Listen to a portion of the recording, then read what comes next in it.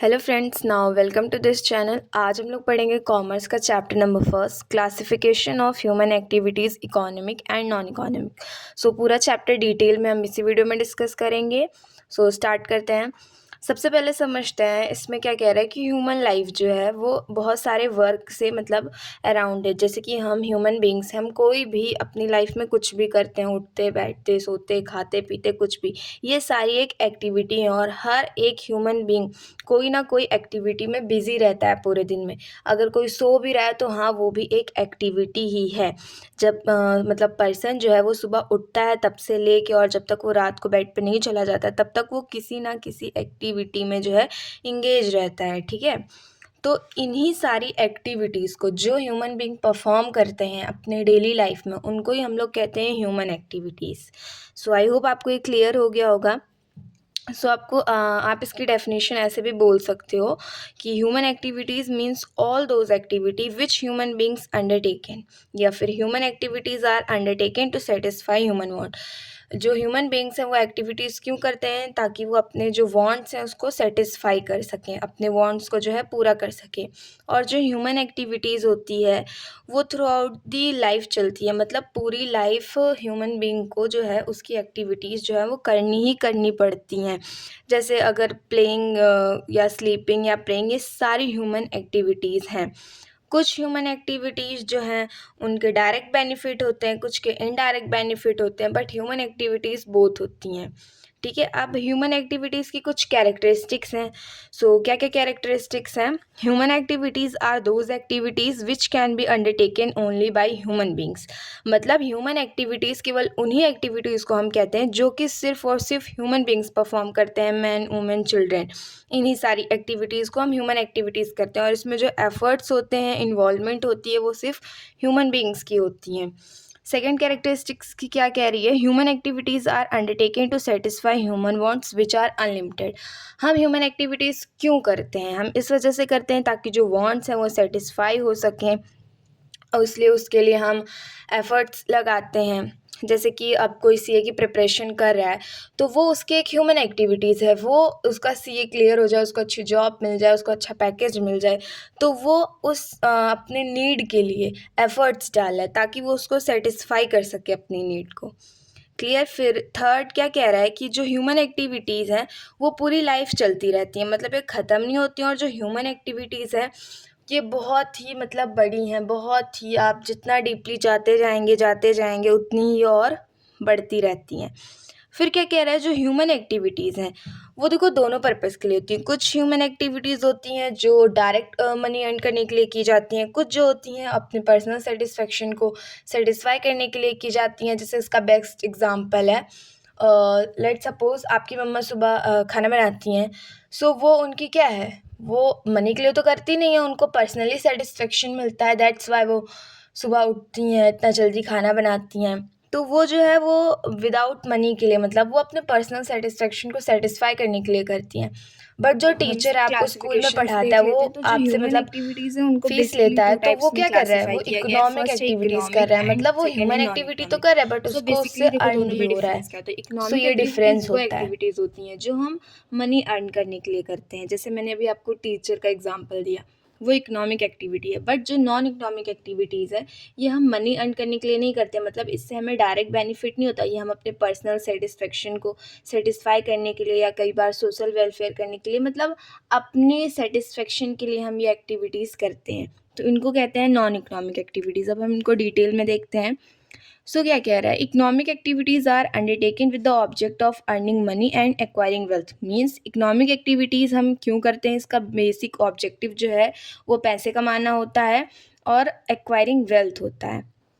Clear है? इसके example हो गए doctor, lawyer, chartered accountant etcetera. मतलब ये सब जो भी सर्विसेज देते हैं उसके लिए मनी चार्ज करते हैं, तो ये इकोनॉमिक एक्टिविटीज़ हुई। बेसिकली नॉन इकोनॉमिक एक्टिविटीज़ हम क्या करते हैं, इसमें हम नॉन इकोनॉमिक एक्टिविटीज़ इस वजह से क्योंकि हम इंस्पायर्ड होते हैं अपने सेंटिमेंट से, अपने इमोशन से, और अपना पर्सनल सेटिस्फेक्शन को सेटिस्फाई करने के लिए हम ये सब करते हैं। जैसे पुअर की हेल्प कर दी, या फिर मंदिर में हमने प्रे कर लिया किसी चीज़ के लिए। तो मतलब इससे हमें डायरेक्ट बेनिफिट नहीं होता है, बट ये हम अपने पर्सनल सेटिस्फेक्शन और हैप्पीनेस के लिए एक्टिविटीज़ परफॉर्म करते हैं। उनको हम कहते हैं नॉन इकोनॉमिक एक्टिविटीज़। अब इकोनॉमिक एक्टिविटीज़ जो होती हैं इसकी कुछ कैरेक्टरिस्टिक्स होती हैं, सो देख लेते हैं। सबसे पहला क्या होता है, इकोनॉमिक मोटिव।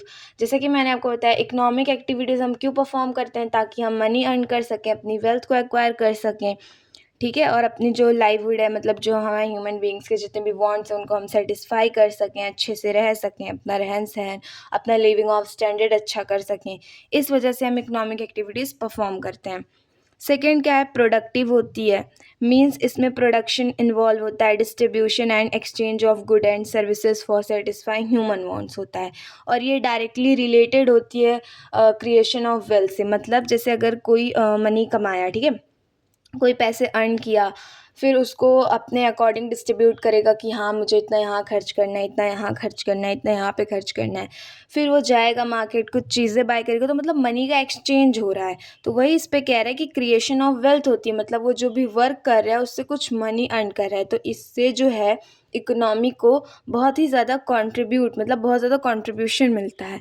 देन थर्ड क्या कह रहा है, इकोनॉमिक रिसोर्सेज। देखो इकोनॉमिक रिसोर्सेज मिनिमम 3 चीज़ें हमें चाहिए होती हैं, लैंड, लेबर और कैपिटल। ये बहुत इंपॉर्टेंट चीज़ है, ये आगे भी आपको पढ़ने को मिलेगा। फिर होता है रेशनल यूज़, मतलब जो रिसोर्सेज हैं उनका बेटर यूटिलाइजेशन हम लोग करते हैं, अच्छे से अच्छी रिसोर्सेज का हम लोग मतलब कह सकते हैं कि वेस्ट नहीं करते हैं रिसोर्सेज, उनका प्रॉपर यूटिलाइजेशन हम लोग कर लेते हैं। इकोनॉमिक ग्रोथ होती है, जैसा कि मैंने अभी आपको बताया, जब इंसान ज़्यादा अर्न करेगा तो उसका लिविंग ऑफ स्टैंडर्ड भी इम्प्रूव होगा, जिससे कंट्री का डेवलपमेंट होगा। तो ये एक तरीके से इकोनॉमिक ग्रोथ ही हुई। फिर क्या कह रहा है, लीगली वैलिड। देखो ये बहुत इंपॉर्टेंट है, मतलब देखो इकोनॉमिक एक्टिविटीज़ वही होंगी जो लीगली वैलिड होंगी। अब यार चोरी डकैती कर लिए, किसी को मार दिए, ब्लैक मार्केटिंग करे, तो ये इकोनॉमिक एक्टिविटीज़ थोड़ी है। हालांकि इसमें पैसा आ रहा है बट ये लीगली वैलिड तो नहीं है गवर्नमेंट के थ्रू। भाई ये वैन है, इसको अगर पकड़े गए तो इसकी मतलब सज़ा मिलती है। तो इस वजह से ये जो है इकोनॉमिक एक्टिविटीज़ नहीं है। फिर क्या कह रहे हैं, सोशली डिज़ायरेबल होनी चाहिए, मतलब इसमें सोशल वेलफेयर होना चाहिए लोगों का। जैसा कि मैंने अभी आपको बताया, आप चोरी डकैती करोगे तो इसमें कौन सा वेलफेयर हो रहा है, भले ही पैसे आ रहे हैं, ठीक है। उसके बाद कुछ एग्जांपल्स हैं इसके, यहाँ पे देख सकते हो आप लोग इकोनॉमिक एक्टिविटीज़ के। Production of good by a manufacturer in a factory, distribution of good by a wholesaler to retailer, यही सब है। मतलब ये जितनी भी एक्टिविटीज़ इसमें परफॉर्म की जा रही हैं, इसमें मनी का इन्वॉल्वमेंट है, इसके बदले मनी मिलती है या मनी दी जाती है। इसमें मतलब कह सकते हैं मनी ट्रांजेक्शन है, दैट्स वाई ये इकोनॉमिक एक्टिविटीज़ कही जाती हैं। अब आते हैं नॉन इकोनॉमिक एक्टिविटीज़ पे। तो जैसा कि मैंने आपको बताया कि नॉन इकोनॉमिक एक्टिविटीज़ हम अपने पर्सनल सेटिस्फेक्शन और हैप्पीनेस के लिए करते हैं, खुद को सेटिस्फाई करने के लिए हम ये करते हैं। जैसे मम्मी सुबह खाना बना देती हैं तो वो उनका पर्सनल सेटिस्फेक्शन है कि हाँ मेरा बच्चा खा के स्कूल जाए, ऐसे ना चला जाए, ये है। अब हम मंदिर में जाके प्रे कर लिए भगवान से, तो क्या उसके लिए हमें पैसे मिलते, नहीं मिलते, हम अपने पर्सनल सेटिस्फेक्शन के लिए कर रहे हैं। अब मान लो हम, आप बहुत काइंड हार्टेड हो, आप किसी पुअर की हेल्प कर दिए, तो क्या आप उससे पैसे ले रहे हो, नहीं ले रहे हो, वो अपने पर्सनल सेटिस्फेक्शन के लिए, आपको खुद से अलग से एक हैप्पीनेस मिलती है, दैट्स वाई आप वो एक्टिविटी परफॉर्म कर रहे हो। तो इस वजह से वो नॉन इकोनॉमिक एक्टिविटीज़ होती है, ठीक है। उसके बाद देखो यार, नॉन इकोनॉमिक एक्टिविटीज़ बेसिकली देखो इसके एग्जांपल दिया, लव एंड अफेक्शन के एग्जांपल दिया है, पर्सनल सेटिस्फेक्शन, फिजिकल नीड, ये सारे यहाँ पे एग्जांपल्स दिए, तो आप लोग एक बार पढ़ लेना। फिर इसके बाद यहाँ पे डिफरेंस दिया इकोनॉमिक और नॉन इकोनॉमिक एक्टिविटीज़ में। सो देखो इसका ऑब्जेक्टिव होता है पैसे अर्न करना, उसका ऑब्जेक्टिव होता है पर्सनल सेटिस्फेक्शन होता है, ठीक है। इसमें हमें मनी मिलती है, कुछ ना कुछ एक्सपेक्ट किया जाता है, बट इसमें कुछ नहीं मिलता, उसमें हमें हैप्पीनेस मिलती है। ये डायरेक्टली रिलेटेड टू इनकम और वेल्थ होता है, बट वो डायरेक्टली रिलेटेड नहीं होता इनकम और वेल्थ से, वो अपना पर्सनल सेटिस्फेक्शन, अपनी हैप्पीनेस, इन सब चीज़ों से रिलेटेड होता है। और इकोनॉमिक एक्टिविटीज़ में जो भी ट्रांजेक्शन होती है, जो भी रिजल्ट होता है, उसको मनी के टर्म में मेज़र कर सकते हैं। बट नॉन इकोनॉमिक एक्टिविटीज़ में जो हमें खुशी मिलती है, जो भी मिलता है, उसको हम मनी के टर्म में मेज़र नहीं कर सकते हैं। सो यही है बेसिकली यहाँ पे दोनों में डिफरेंस, आप लोग एक बार देख लेना। इसके बाद आते हैं टाइप्स ऑफ इकोनॉमिक एक्टिविटीज़। देखो ये बहुत इंपॉर्टेंट चीज़ है, अगर आप इसको अभी से क्लियर करके चलोगे तो आगे आपको 12th में या फिर अभी 11th में ही आगे आपको कभी प्रॉब्लम नहीं होगी इन बेसिकली 3 चीज़ों में। सो इसको अच्छे से पढ़ना। सबसे पहला क्या कह रहा है कि economic activities are also known as occupations, मतलब इकोनॉमिक एक्टिविटीज़ को ऑक्यूपेशंस हम कह सकते हैं, धंधा, ठीक है, या फिर जो भी जॉब करते हैं आप अपनी लैंग्वेज में जो भी कहते हो। फिर कह रहा है इकोनॉमिक एक्टिविटीज़ और ऑक्यूपेशंस में be classified into 3 broad categories, इनको 3 कैटेगरीज में डिवाइड किया गया है। सबसे पहला जो है वो है बिजनेस, देन है प्रोफेशन, देन है एम्प्लॉयमेंट। इन तीनों में डिफरेंस क्या होता है? सो बिजनेस बेसिकली क्या होता है? तो बिजनेस वो सारी एक्टिविटीज़ होती हैं, इसमें इन्वॉल्व होता है production of good, exchange of good, और इसका जो मेन ऑब्जेक्टिव होता है वो होता है प्रॉफिट अर्न करना। क्लियर है? और वो सारी ऑर्गेनाइजेशन जो बिजनेस एक्टिविटीज़ को कैरी करती हैं, मतलब जो बिजनेस एक्टिविटीज़ को करती हैं, उनको हम बिजनेस फर्म या फिर बिजनेस एंटरप्राइजेस कहते हैं। ठीक है? और सिमिलरली जो पर्सन बिजनेस एक्टिविटी में इंगेज होता है, मतलब जो बिजनेस करता है, उसको हम बिजनेसमैन कहते हैं। क्लियर है? और जो बिजनेस है वो बहुत सारी यूटिलिटी को सेटिस्फाई करता है, क्रिएट भी करता है बहुत सारी यूटिलिटीज़ को। और ये क्या करता है, इसमें सिमिलरली कंज्यूमर भी इसमें इन्वॉल्व होता है, बहुत अच्छे वैल्यूएबल प्रोडक्ट्स ये लोग बनाते हैं। और इसमें क्या करता है कि जो रॉ मटेरियल होता है उसको फिनिश्ड प्रोडक्ट में कन्वर्ट करके प्राइसिंग, पैकेजिंग सब करके उसको सेल करते हैं, जिससे लोगों की यूटिलिटीज़ जो हैं वो सेटिस्फाई होती हैं। ये transport, warehouse, insurance company, ये सारी जो है बिज़नेस में इंगेज्ड होती हैं, मतलब इन्वॉल्व होती हैं। सो बेसिकली बिज़नेस ये होता है। और बिज़नेस में देखो कोई ज़्यादा फॉर्मल एजुकेशन की हमें ज़रूरत नहीं होती है। अगर आपको बेसिक नॉलेज है, आपका माइंडसेट क्लियर है, तो हाँ, आप इजीली बिज़नेस कर सकते हो। क्लियर? फिर सेकंड क्या कह रहा है, प्रोफेशन का। तो देखो प्रोफेशन मीन्स होता है ऑक्यूपेशंस, मतलब आप किस फील्ड में स्पेशलाइज्ड हो।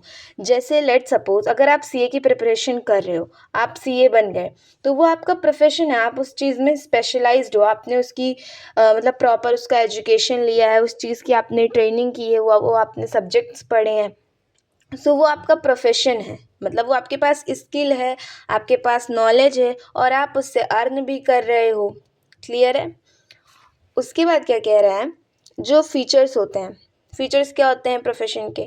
सबसे पहला क्या होता है, स्पेशलाइज्ड बॉडी ऑफ नॉलेज। जैसा कि मैंने अभी आपको बताया, जो प्रोफेशन है वो एक specialised system body of knowledge होता है। मतलब अगर आपको देखो सीए करना है, तो भाई ज़रूरी है आपको कॉमर्स, इकोनॉमिक्स और अकाउंट्स आपको पढ़ना चाहिए, आपको कॉमर्स फील्ड मतलब कॉमर्स लेना चाहिए, तभी भाई यार आप सीए कर सकते हो। तो ये क्या है, एक स्पेशलाइज्ड बॉडी ऑफ नॉलेज है, एक स्पेशल इंस्टीट्यूशन से, स्पेशल सब्जेक्ट से आप पढ़ाई करके आते हो। इसमें रिस्ट्रिक्टेड एंट्री होती है, मतलब कोई भी नहीं आ सकता है इसमें। ठीक है? कोई भी एंटर नहीं कर सकता है। इसमें फॉर्मल एजुकेशन और ट्रेनिंग होती है, जैसे कुछ डिग्रीज़ हो गई, जैसे सीए हो गया, एलएलबी हो गया। तो ये कुछ एक फॉर्मल एजुकेशन और फॉर्मल ट्रेनिंग होती है, पार्टिकुलर वही चीज़ पढ़ के आप तभी उस फील्ड में आ सकते हो, ऐसे ही नहीं आ सकते हो। ठीक है? और ये एक प्रोफेशनल एसोसिएशन भी होता है, इसमें कोड ऑफ कंडक्ट होता है। सो जैसा कि अभी मैंने बोला कि ये प्रोफेशनल एसोसिएशन होता है। लेट सपोज अगर आपको मेडिकल फील्ड में जाना है, आपको भाई डॉक्टर बनना है, तो आपको मेडिकल काउंसिल ऑफ इंडिया मतलब जाना पड़ेगा, क्योंकि ये प्रोफेशनल उसका एसोसिएशन है। जैसे सिमिलरली लॉ का है, अकाउंटिंग का है, चार्टर्ड अकाउंटिंग है, तो आपको आईसीएआई में जाना पड़ेगा, institution of chartered accountant of India. Lawyer में करना है, अगर आपको लॉयर बनना है, तो बार काउंसिल ऑफ इंडिया में जाना पड़ेगा। कंपनी सेक्रेटरी बनना है, सीएस, तो आपको इंस्टीट्यूशन ऑफ कंपनी सेक्रेटरी में इंडिया जाना पड़ेगा, आईसीएसआई में। तो ये क्या है, एक पार्टिकुलर प्रोफेशनल एसोसिएशन है हर एक पार्टिकुलर फील्ड की। और इसमें क्या होता है, सर्विस मोटिव होता है, मतलब हम अपनी सर्विस देते हैं, उसके बदले हम चार्ज करते हैं। लेट सपोज कोई डॉक्टर है, अगर वो आपको दवाई दे रहा है, आपको सर्विस दे रहा है, उसके बदले वो चार्ज भी कर रहा है, तो वो उसका प्रोफेशन है। इसमें कोड ऑफ कंडक्ट भी होता है। क्लियर है? और देखो, इससे आपको ये तो समझ में आ गया होगा कि जो प्रोफेशन है इसमें हमें पार्टिकुलर नॉलेज की ज़रूरत होती है, हमें स्किल भी रिक्वायरमेंट होती है, ट्रेनिंग की भी ज़रूरत होती है, और इसमें कोई भी नहीं जा सकता है क्योंकि इसमें रिस्ट्रिक्टेड एंट्री होती है। क्लियर? फिर थर्ड जो है एम्प्लॉयमेंट। देखो एम्प्लॉयमेंट क्या होता है, तो एम्प्लॉयमेंट जो है वो इकोनॉमिक एक्टिविटीज़ तो है। इसमें हम एक्टिविटीज़ देखो कैसे करते हैं। लेट सपोज जैसे बिजनेसमैन है, ठीक है? बिजनेसमैन कंपनी में काम कर रहा है, और जो मतलब लोग काम करते हैं वेजेस और सैलरी पे, उनको बेसिकली हम कहते हैं कि वो एम्प्लॉयमेंट कर रहे हैं। मतलब जैसे कि मैनेजर हो गया वहाँ का, या फिर सुपरवाइज़र हो गया, तो ये सब क्या है, ये सब वहाँ पे एम्प्लॉई हैं, यहाँ वहाँ के एम्प्लॉई हैं। मतलब वो किसी एक पार्टिकुलर फील्ड में स्पेशलिस्ट नहीं होते हैं, एक पार्टिकुलर टाइम पीरियड के लिए एक मतलब लोगों में कॉन्ट्रैक्ट होता है कि हाँ जब तक वो काम करते हैं, और उस पार्टिकुलर काम के बदले उनको एक पार्टिकुलर वेजेस दिया जाता है। इसमें जो नॉलेज है वो रिक्वायर होती है अकॉर्डिंग टू दी जॉब और अकॉर्डिंग टू योर पोजीशन, उसके अकॉर्डिंग हमें इसमें उन चीज़ों की नॉलेज या इन सब चीज़ों की ज़रूरत पड़ती है, और इसमें वेजेस और सैलरी मिलते हैं। इसमें डायरेक्टली ऑर्डर दिया जाता है एम्प्लॉय को, हाँ तुम्हें ये काम करना है।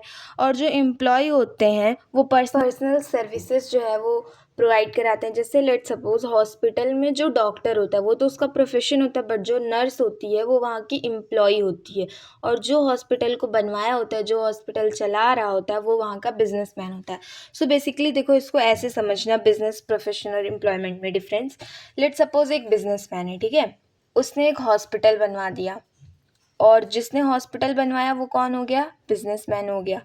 अब उस हॉस्पिटल में हमें स्पेशल डॉक्टर की भाई ज़रूरत पड़ेगी, सर्जन की ज़रूरत पड़ेगी। तो उसने जो उन सर्जन या फिर इन सबको जो हायर किया, वो सब क्या हो गए? वो उनका प्रोफेशन है, ठीक है। मतलब वो इस चीज़ में स्पेशलिस्ट होते हैं, अपनी सर्विसेज प्रोवाइड करते हैं, उसके बदले चार्ज करते हैं। उसके बाद जो प्रोफेशनल लोगों को जो हेल्प चाहिए होती है, जैसे कि नर्स हो गए, स्वीपर हो गया, गार्ड हो गया, ये सब लोग हो गए, उनको जो हायर करते हैं तो वो वहाँ के एम्प्लॉयज़ होते हैं, उनको एम्प्लॉयमेंट देते हैं, सैलरी या वेजेस देते हैं। जो प्रोफेशन है वो भी एक तरीके से एम्प्लॉयमेंट का ही पार्ट है, बट हाँ ये थोड़ा सा डिफरेंट है, क्योंकि ये स्पेशलाइज्ड बॉडी ऑफ नॉलेज होती है और इसमें मतलब पार्टिकुलर ट्रेनिंग, पार्टिकुलर स्टडी की ज़रूरत होती है। बट जो एम्प्लॉयमेंट है उसमें कुछ ऐसा नहीं होता है, जिस अकॉर्डिंग आपकी जॉब है उस अकॉर्डिंग आपको नॉलेज की जो है रिक्वायरमेंट होगी। क्लियर है? सो आई होप आपको ये चैप्टर अच्छे से क्लियर हो गया होगा। Thanks for watching.